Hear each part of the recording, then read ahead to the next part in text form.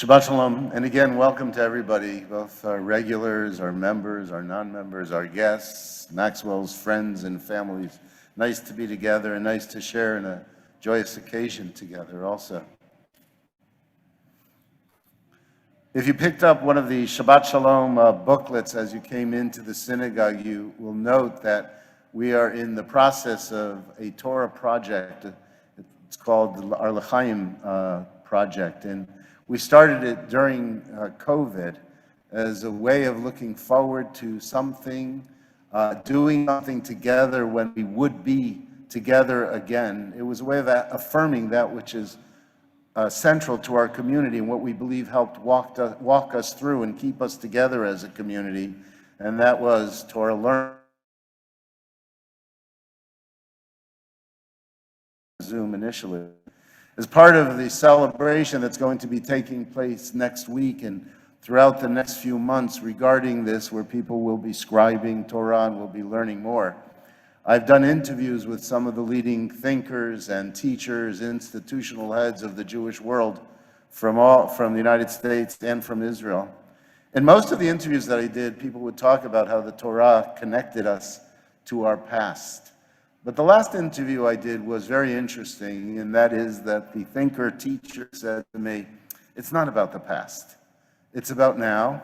It's about seeing ourselves and our lives in that text, and it's about what we do with the future, because it represents a values challenge for all of us. And I thought that was really beautiful, and it really rang true this week in the following way. You know, as a rabbi, I participate in some truly, truly joyous moments. Again, because of COVID, doing multiple weddings every week. Recently, I had 4 weddings in a single week, which is a record for a pulpit rabbi who doesn't work for a kosher caterer. I love doing weddings, and anyone who's been involved with me with weddings that I've done know that. I love entering, at least for a short period of time, in a couple of meetings, entering into the lives of brides and grooms and hearing about their journeys, how they fell in love, what their expectations are. And weddings are such a great moment of hope and love. And of course, their brisses and b'nai mitzvot and anniversary celebrations. You might say, what a job this guy has. I enter into the world of simcha, of joy. But you also know that it's not just fun and games and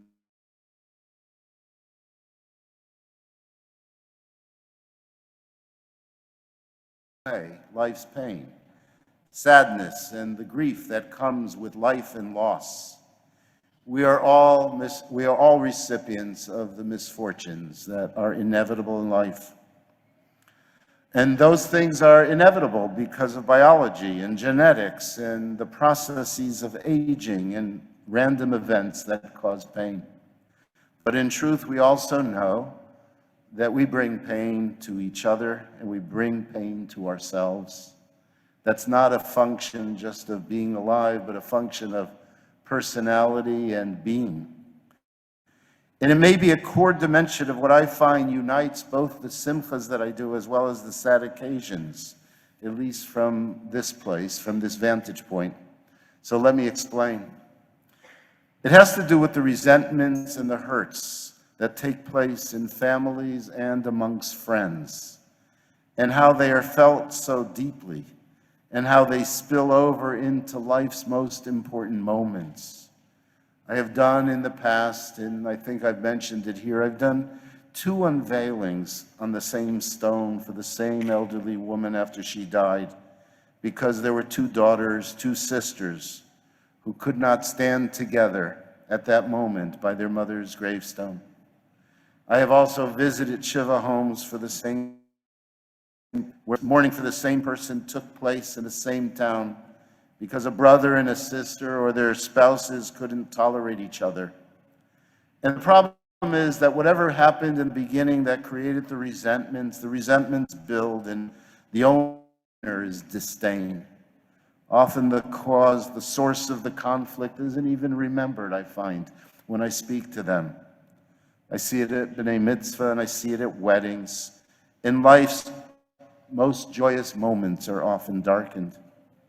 Rabbi, my brother and I haven't spoken in 3 years. Do I have to invite him to my daughter's wedding? That's a question that I've received. Well, I've spoken to my father for years.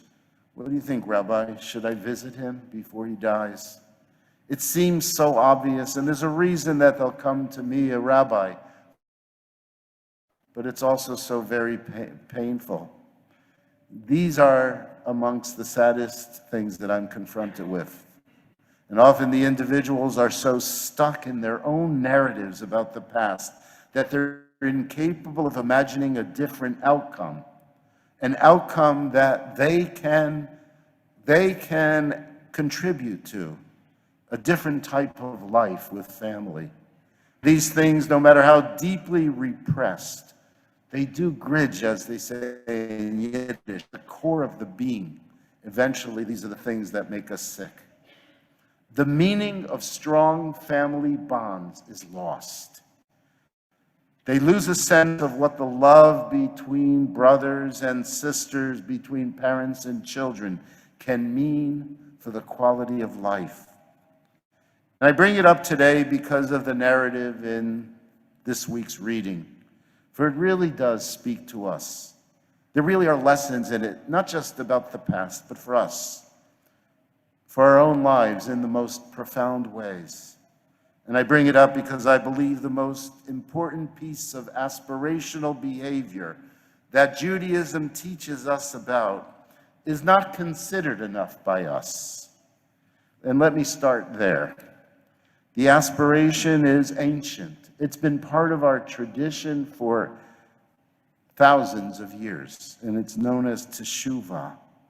And typically we speak about teshuvah and we consider it around the high holy days.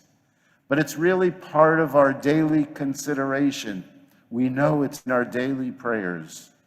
Unfortunately, we allowed the concept to be reduced to challenge. In the simplest form, it means repentance. And that's also one of the words that our tradition takes really seriously, but contemporary society doesn't. But it's really serious. And it's a key to understanding ourselves and human growth. It's a key to being in relationship. It's not simply about the fact that we made a mistake or a mistake with our religious practices and have to change. No, it's about the human condition and the realization that every single one of us is imperfect. And when we realize that we're all imperfect, that we all make mistakes, in some ways we liberate ourselves. And the fact that we all make mistakes, that we all hurt other people, we all do things that are wrong, helps us in our relationships with everyone. If there's someone here who doesn't see themselves in such a category, I will tell you that I don't want to be your friend. I want to know people who are real, who show their vulnerability and thus their sensitivity, and people who aspire to be more than they are at this moment. People who want to be kinder. People who want to be more responsive to others. Teshuvah, that return, is what leads to reconciliation. Because it doesn't point to what your mother did or your brother did. It points to me, to you. It points to ourselves. And we have to look at what we do.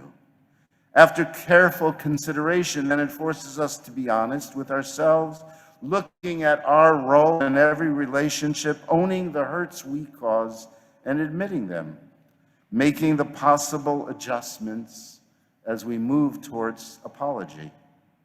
And it works. I know it works because it's been at the core of our ideation for thousands of years. The great Maimonides taught us that it can't take place, though, without something called charata. And that's what I want to talk about. Charata is remorse. And that's not about anger that's pointed outward. It's about a deep feeling inside that we didn't do something right. It's a deep feeling inside that we need to make things right. A few weeks ago, we read a story of reconciliation here in the synagogue. It was the story about Jacob and his brother Esau after having been years apart because of Jacob's deception. It was the story of their reconciliation. The scene was quite dramatic. They come together with their wives and their children and their soldiers, and they bear gifts to bring each other, and they move forward to each other, hoping to reconcile. And for the moment they do, they hug each other. Esau kisses Jacob. But one of the most important commentators points to the moment and says the following: why are they able to do it? And the answer given is because they both had become satisfied with what they achieved in life. They didn't want what the other had. But what happened there was a momentary reconciliation, but it wasn't permanent. They go their separate ways. Their descendants remain enemies, and perhaps enemies to this day. It also happened in the narratives a few weeks before that, when Isaac and Ishmael are able to stand together at their parents' grave. They stand together in grief, and grief brings us close. For the moment, they realize that they're brothers. But what we know is after they leave that place, their enmity continues. But this week, it's different. This week, after tremendous hurt between Joseph and his brother, something else happens with their reconciliation. And I believe that it creates the model that's necessary for reconciliation with those whom we have distanced ourselves or find ourselves distanced. It contains the notion that you can't change the other, but you can change yourself. The history of our people is riddled with arguments and divisions. To some extent, we have to say it's what it means to be Jewish, because when you're Jewish, you don't have the same opinion as your neighbor. You know the expression, that's built into our Talmud. That's built into our learning. But sometimes the disagreements go too far. Yet the ideal is to respect different opinions, and still remain part of the same people, still remain part of the same family. Last week, Joseph's brothers became jealous of him since he was the favorite son. At the beginning of the portion, Joseph gets his famous coat of many colors. It makes his brothers angrier and angrier at him. And how many times do we see in families that what one child receives is not enough, and the other child receives too much, and families are driven apart. They're driven apart by what happens after death.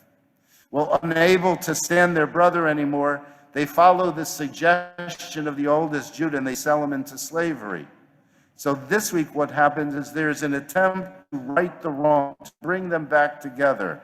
Judah, who's the one responsible for sending Joseph into slavery, approaches Joseph, who is now a man that has received great power in Egypt, and he tries to reason with him to enable his brothers so that they could remain together. And while Joseph knows who Judah is, Judah does not know who Joseph is.